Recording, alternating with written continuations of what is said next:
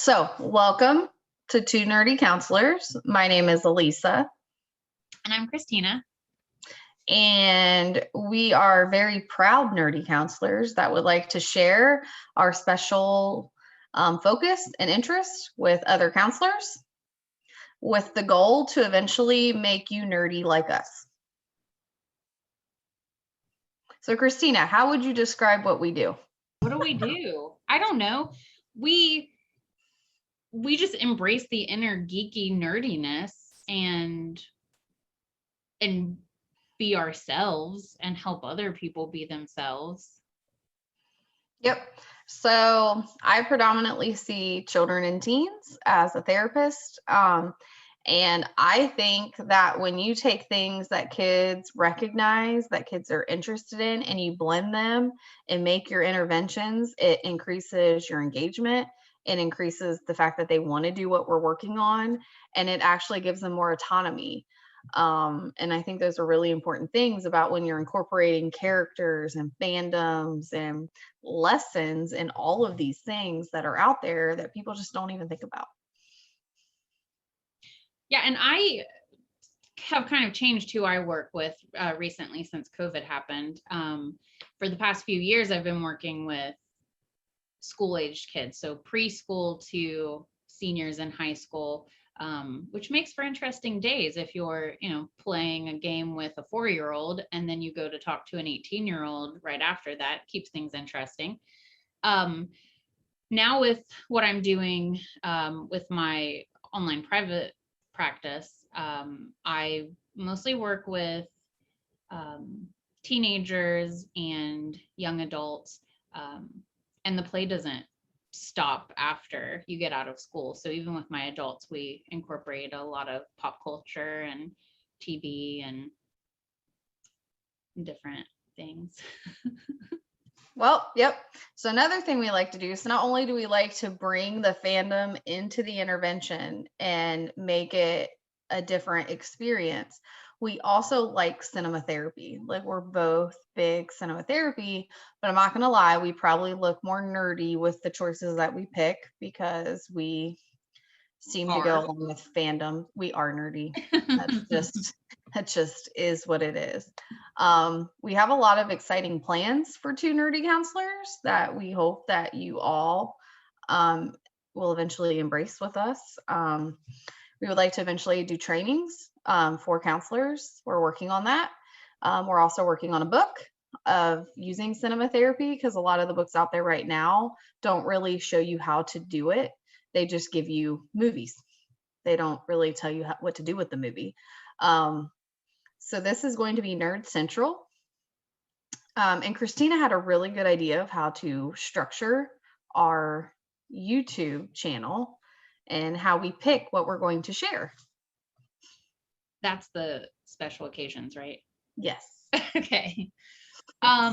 So this idea came about because I was eating a donut actually, and I was thinking about, I wonder if there's a special day for eating donuts. I bet there is.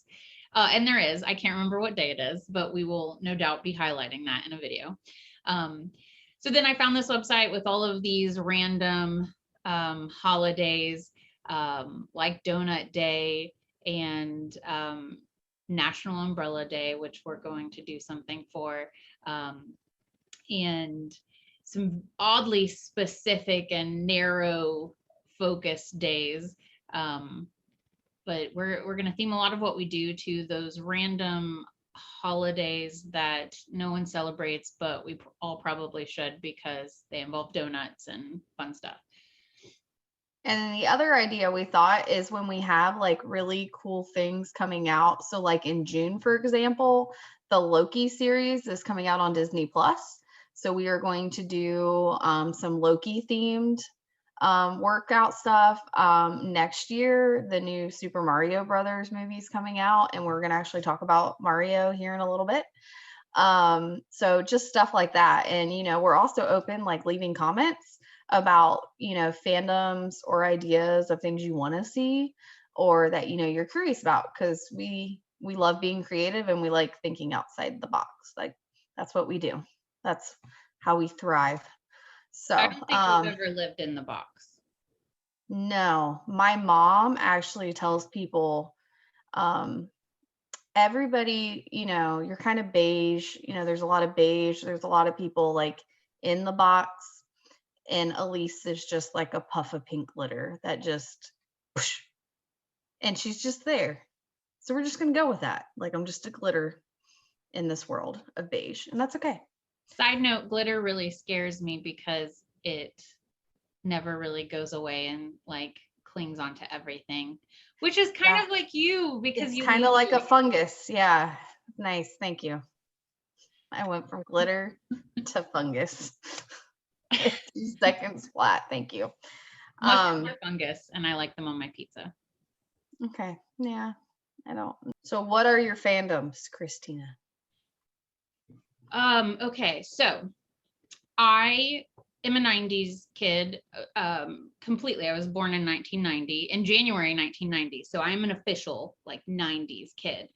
And in 1996, the show Buffy the Vampire Slayer came out. I was 6 and I had minimal parental supervision.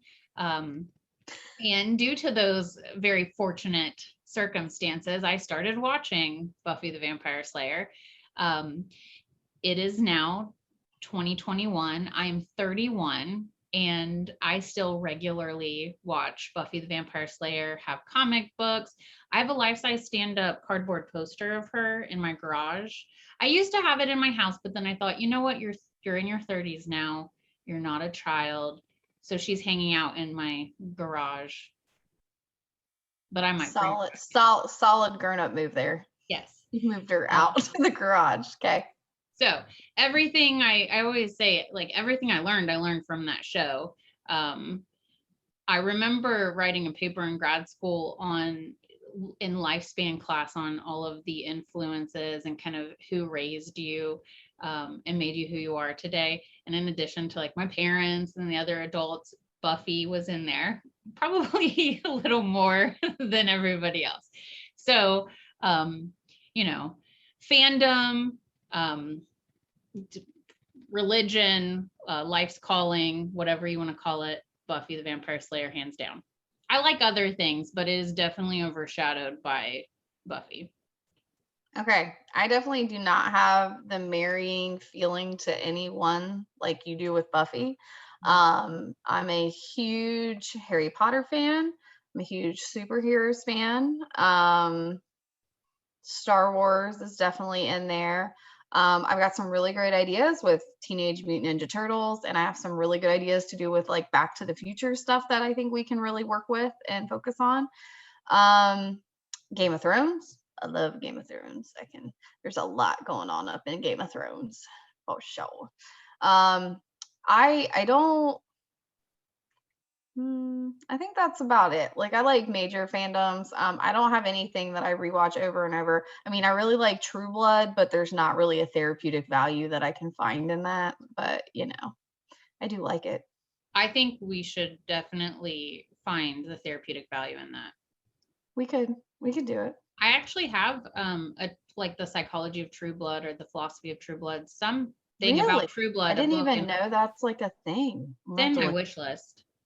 Okay, I'm gonna have to look at it. Yeah, let's get it, read it, and then do something on True Blood because Oh, and then Lord of the Rings. How did I forget that? Lord of the Rings. Like we can do a lot with Lord of the Rings and The Hobbit. So anything super out there, we got this. yeah. I think I find a new fandom every day though, Hmm. but those are the main ones. Agreed.